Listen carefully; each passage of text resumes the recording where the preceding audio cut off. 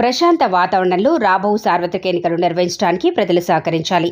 CI Ramesh, SI Shobhan Kumar. ప్రశాంత ఎన్నికలే లక్ష్యంగా ప్రజల్లో ధైర్యం నింపేందుకు కేంద్ర సాయుధ బలగాలతో పెద్దపూడి పోలీసులు కవాతు నిర్వహించారు.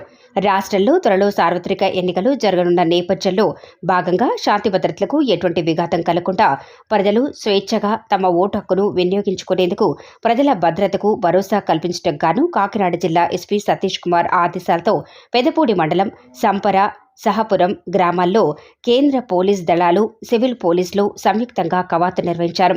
ఈ సందర్భంగా కాకినాడ రూరల్ ఎలక్షన్ పర్యవేక్షణ అధికారి సీఐ రమేష్, పెదపూడి ఎస్ఐ శోభన్ కుమార్ మాట్లాడుతూ ప్రజలకు రాజ్యాంగం ద్వారా సంక్రమించిన ఓటు హక్కును ప్రజలు స్వేచ్ఛగా వినియోగించుకునేందుకు కేంద్ర పోలీసు బలగాలు భద్రతా భరోసా ఉంటుందని తెలియజేసేందుకు ఈ కవాతు నిర్వహించడం జరిగిందన్నారు.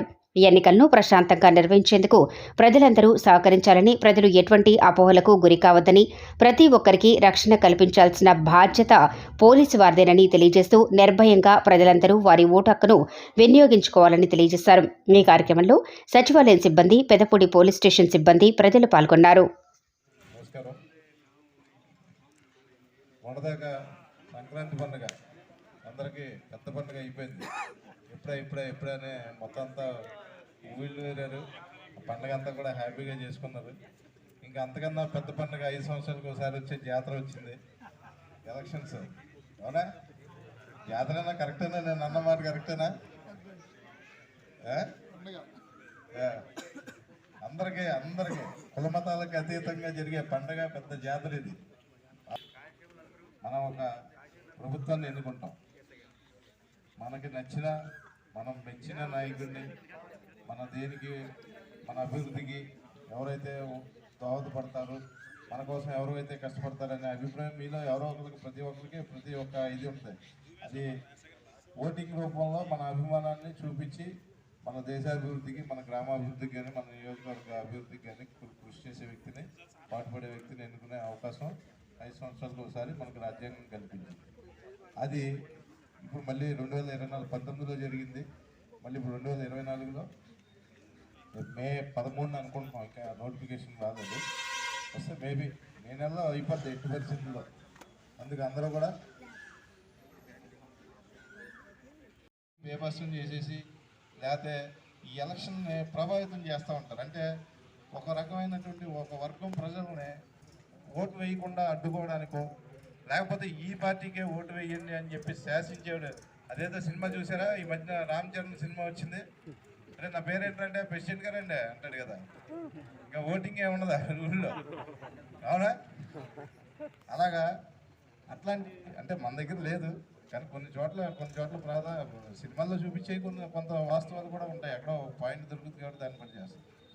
అట్లాంటివన్నీ నిరోధించడం కోసం అని చెప్పేసి ఈ ఎలక్షన్ కమిషన్ ఏం చేసిందంటే ఎంతమంది సైన్యాన్ని రంగంలోకి దింపింది.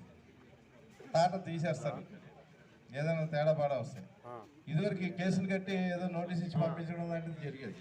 ఇప్పుడు అట్లాంటివి ఉండవు, డైరెక్ట్గా రిమాండ్కి పంపించడం. ఈ మధ్యన ఈ బైండ్ ఓవర్స్ గురించి కూడా ఇనే ఉంటారు మీరు. మీ గ్రామంలో కూడా కొంతమంది పాత గొడవల్లో ఉన్న వాళ్ళందరినీ కూడా బైండ్ ఓవర్ చేయడం జరిగింది. అంతకుముందు లేదు, ఇప్పుడు చేస్తున్నాం. ఎందుకనంటే ఒక రకమైన భయం ఉండాలి వాడికి. చట్టం అంటే ఒక భయం ఉంటేనే కదా మనందరం కూడా ఈ రోజున ధైర్యంగా తిరగలుగుతున్నాం. అంటే మీరందరూ కూడా ధైర్యంగా తిరుగుతున్నారంటే ఏంటి కారణం? ఏ ఎస్ఐ గారి భయం, లేకపోతే సిఐ గారి భయం, లేకపోతే ఇంకొక ఆయన భయం కాదండి.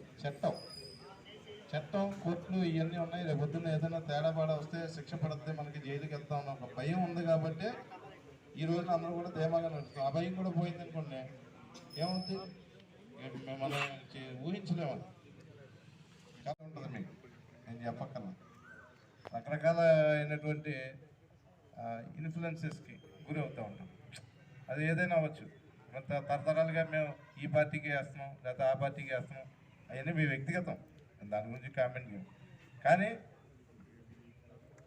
ఎటువంటి అంటే మీ ఓటుని దయచేసి ఎవరికి కూడా తాకట్టు పెట్టద్దు, అమ్ముడు పోవద్దు అనేది మేము సూటిగా చెప్పదలుచుకున్న విషయం.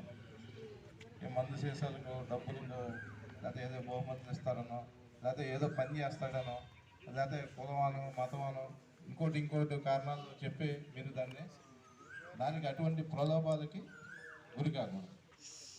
దానివల్ల ఏమవుతుందంటే ఒక మంచి దీన్ని ఎన్నుకోవడానికి అవకాశం. పూర్వం మీకు రామాయణం తెలుసు కదా, చాలామందికి రామాయణం గురించి వినే ఉంటారు. దీంట్లో మహర్షులు ఋషులు అందరూ కూడా యజ్ఞాలు యాగాలు చేస్తూ ఉంటారు. చేస్తూ ఉంటే పైనుంచి రాక్షసులు వీళ్ళందరూ కలిసి ఆ యజ్ఞాలు పాడు చేయడం కోసం అని చెప్పి ప్యాడ్ నీళ్ళు పోయడం, రక్తం పోయడం, అది మనం సినిమాల్లోనే టీవీలోనే సీరియల్స్లో చూసాం. మరి అప్పుడు పోసారో లేదు తెలియదు నాకు కూడా. అవునా? పోసినప్పుడు ఏం చేసేవాళ్ళు, ఈయన ఏం చేశాడు, రాముడు లక్ష్మణుని ఈయన్ని తీసుకొని అడవిలోకి వెళ్ళి ఆ యజ్ఞాన్ని కాపాడతాం కోసం అని చెప్పేసి తీసుకెళ్ళి ఇలా కాపలా పెట్టాడు. ఈసారి ఎలక్షన్ కమిషన్ భారతదేశం అనే ఒక పెద్ద దేశాన్ని పరిపాలించడానికి మనం ఏర్పడే ప్రభుత్వం గురించి జరిగే యుద్ధం కాబట్టి ఒక రకంగా ఒక కసరత్తు, ఒక యజ్ఞం ఇది. ఒక మంచి ప్రభుత్వాన్ని, ఒక మంచి నాయకుల్ని ఎన్నుకోవడానికి 5 సంవత్సరాలకి మనకు రాజ్యాంగం కల్పించినటువంటి హక్కును ఉపయోగించుకొని చేసే కార్యక్రమం అనేది ఒక మహాయజ్ఞం. ఆ యజ్ఞాన్ని కాపాడడానికి కమిషన్ ఉంటుంది, ఎలక్షన్ కమిషన్ అనుకుంటా. మీకు తెలిసే ఉంటుంది. పూర్వం మాకు తెలియదు, మీ పెద్దలు మీరు తెలిసే ఉంటుంది. ఇంతకుముందు ఏ చెట్టు నిండా చూసినా సరే జెండాలు, రంగులు, పెద్ద పెద్ద మైక్ సెట్లు, రాత్రి 1 గంట అయినా కానీ హోరెత్తేసేది.